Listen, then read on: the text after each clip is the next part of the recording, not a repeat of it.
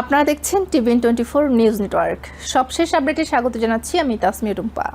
মধ্যপ্রাচ্যে চলমান ইরান যুদ্ধ ঘিরে নতুন কূটনৈতিক তৎপরতা শুরু হয়েছে।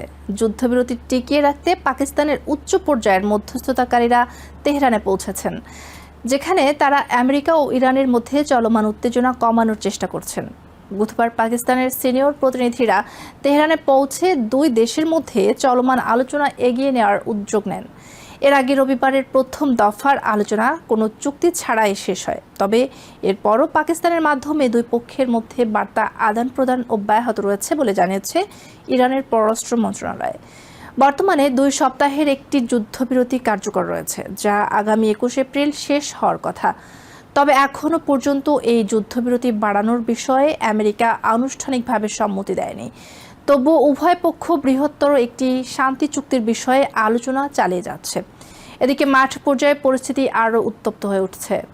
আমেরিকা ইরানের বন্দরগুলোতে কঠোর নৌ অবরোধ জারি করেছে, যা কার্যকর করতে 10,000-এর বেশি সেনা, যুদ্ধজাহাজ এবং বিমান মোতায়েন করা হয়েছে। এই অবরোধের ফলে ইরানের সমুদ্রপথে পণ্য আনা নেওয়া কার্যত বন্ধ হয়ে গেছে। এর জবাবে ইরানও কঠোর হুঁশিয়ারি দিয়েছে। দেশটির সামরিক বাহিনীর শীর্ষ কর্মকর্তারা মেজর জেনারেল আলী আবদুল্লাহি জানিয়েছেন, পারস্য উপসাগর, ওমান উপসাগর এবং লোহিত সাগরে কোনো আমদানি রপ্তানি চলতে দেওয়া হবে না। অর্থাৎ ইরান চাইলে পুরো অঞ্চলের বাণিজ্যিক নৌ চলাচল বন্ধ করে দিতে পারে।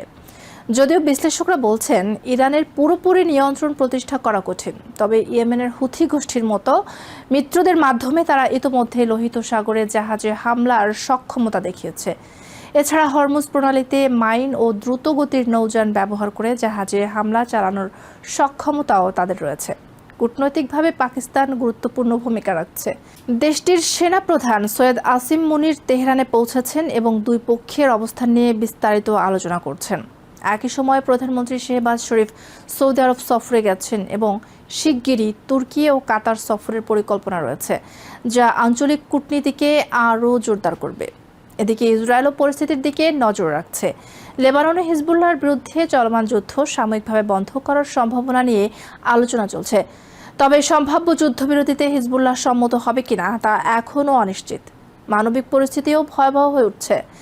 ইরানে আমেরিকান ও ইসরায়েলি হামলায় ধ্বংসস্তূপ থেকে 7,000-এর বেশি মানুষকে উদ্ধার করা হয়েছে বলে জানিয়েছে রেড ক্রিসেন্ট।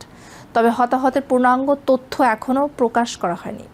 বেসরকারি মানবাধিকার সংস্থাগুলোর তথ্য অনুযায়ী ইরানে এখন পর্যন্ত অন্তত 1,701 বেসামরিক মানুষ নিহত হয়েছেন, যার মধ্যে 254 জন শিশু রয়েছে।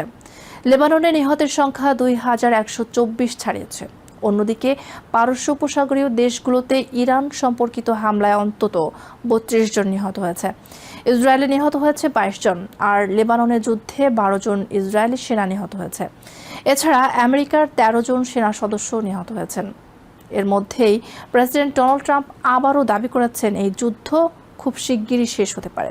তবে একই সঙ্গে তিনি ইঙ্গিত দিয়েছেন, ইরানকে পারমাণবিক অস্ত্র অর্জন থেকে থামাতে প্রয়োজনে মার্কিন হামলা অব্যাহত থাকবে। একদিকে কূটনৈতিক আলোচনা জোরদার হচ্ছে, অন্যদিকে সামরিক উত্তেজনা বাড়ছে। ফলে মধ্যপ্রাচ্যের এই সংকট এখন অত্যন্ত স্পর্শকাতর অবস্থায় রয়েছে, যেখানে যে কোনো সিদ্ধান্তই পরিস্থিতিকে শান্তি বা বড় ধরনের যুদ্ধ দুই দিকে নিয়ে যেতে পারে। নিউ ইয়র্ক থেকে সম্প্রচারিত TVN24 টেলিভিশন বিশ্বজুড়ে বাঙালির কণ্ঠস্বর।